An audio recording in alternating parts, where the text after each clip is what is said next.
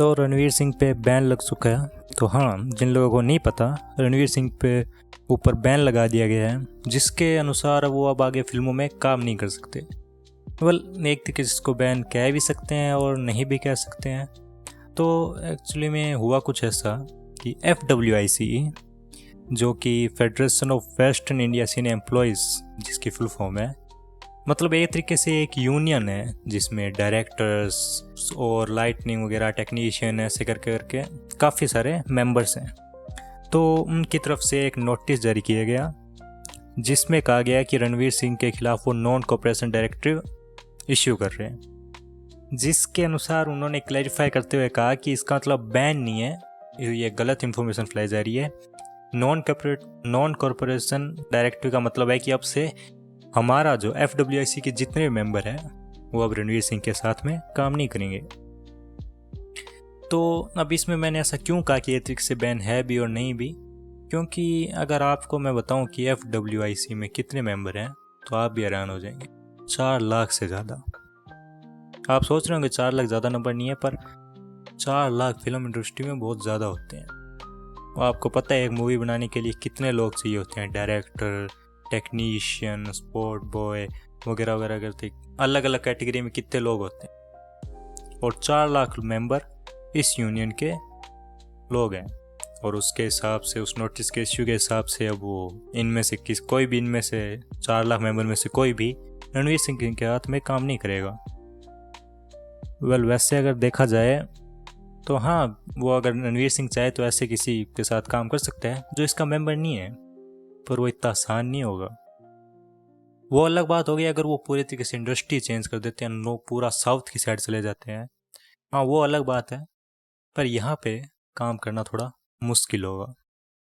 Basically ये कोई legal notice तो नहीं है, तो इतनी कोई हैरानी की बात नहीं है, पर फिर भी है तो सही। पर थोड़ी सी टेंशन तो होगी रणवीर सिंह को। तो एक्चुअली में ये सब शुरू हुआ एक मूवी के कारण जिसका नाम था डॉन 3। अब ये डॉन 3 की एक टाइटल अनाउंसमेंट हुई थी लगभग आज से 2 या 3 साल पहले, एक छोटे से क्लिप के साथ में रणवीर सिंह की, और उसके बाद से इस मूवी का कोई आता पता था ही नहीं। तो एक्चुअली में हुआ क्या कि रूमर्स के हिसाब से फरहान अख्तर को प्रोड्यूसर नहीं मिल रहे थे मूवी के लिए, क्योंकि वो उस टाइम पर रणवीर सिंह की मूवियाँ बढ़िया नहीं जा रही थी, तो प्रोड्यूसर पैसा डालना नहीं चाहते थे। तो फरहान अख्तर इसको डिले करते गए और लास्ट में फिर रणवीर सिंह को तो आगे बढ़ना ही था, दूसरी मूवी में काम करना ही था, और फिर उनकी मूवी आई धुरंधर।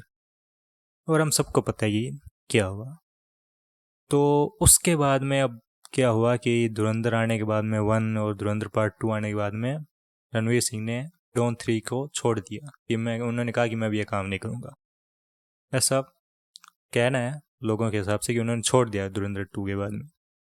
तो उस पर फरहान अख्तर ने कहा कि ऐसे कैसे छोड़ सकते हो, मैंने पैसे लगा दिए इस मूवी में, प्री प्रोडक्शन में काम चल रहा है, लगभग 40 करोड़ से ऊपर पैसे लग चुके हैं।